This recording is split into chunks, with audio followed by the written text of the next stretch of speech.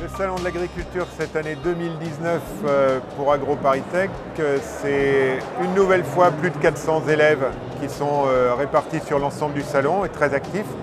Et c'est surtout un stand organisé autour de la maison du biosourcé pour montrer tout ce que l'agriculture est capable de produire et comment elle peut remplacer le carbone fossile par un carbone renouvelable. L'idée étant de mettre en avant les multiplicités des utilisations de l'agriculture et dans une logique de ne pas opposer les valorisations alimentaires et non alimentaires.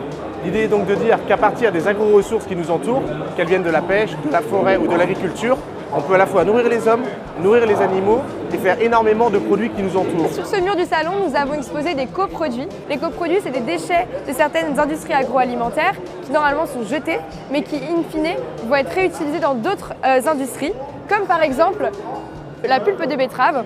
Initialement, quand on fait du sucre à partir de betteraves sucrières, on jette la pulpe, mais on peut la réutiliser dans un élevage grâce à des compléments alimentaires pour les vaches, par exemple.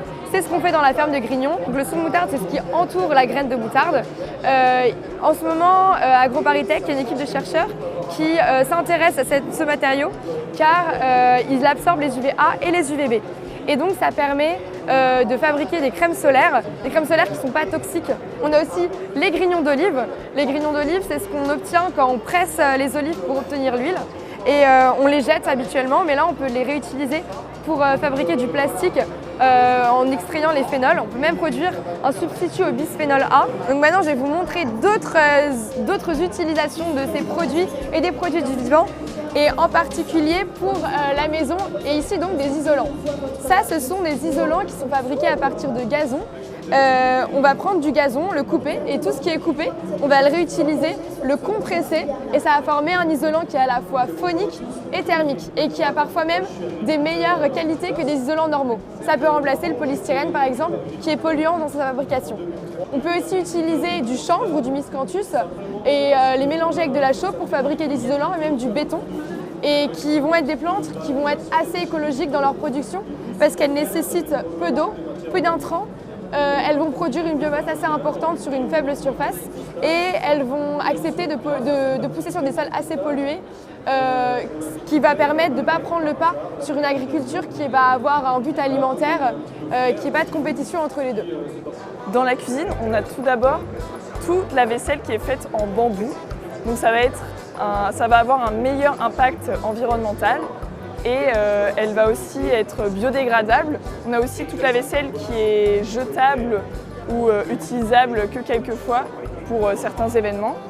On a également tout ce qui va être biogaz pour le chauffage et la cuisson des aliments.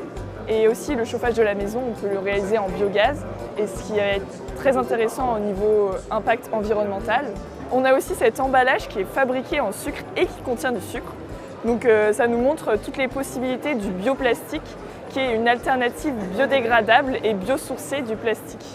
La chambre où on a pas mal de tissus et de plastique, et on va essayer de voir comment ces deux matériaux peuvent être biosourcés. Le tissu en général, il peut être biosourcé parce qu'il peut être fabriqué en coton, mais le coton est une plante qui est assez peu écologique parce qu'elle nécessite beaucoup d'eau. Et c'est pour ça qu'on va de nouveau retrouver le chanvre, qui elle est une plante, comme j'ai dit tout à l'heure, qui nécessite assez peu d'eau. On peut fabriquer des tissus comme ce t-shirt qui est ici présent. On peut aussi fabriquer des textiles avec de l'amidon de maïs. On a cette petite moquette qui est fabriquée en amidon de maïs. L'amidon de maïs peut être aussi utilisé pour fabriquer du plastique biosourcé, comme ce petit hochet ou ce seau. C'est le petit biberon avec le substitut du bisphénol A dont on parlait tout à l'heure avec les grignons d'olive, ce qui permet d'être moins toxique pour les enfants quand on sait qu'à cet âge-là, les perturbateurs endocriniens ont une grande importance dans leur développement.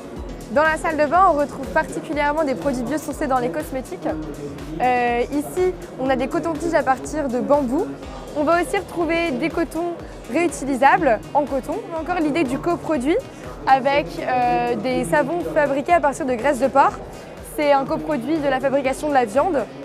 On va avoir la réutilisation de la graisse dans ce savon. Le stand répond lui aussi à une logique d'économie circulaire.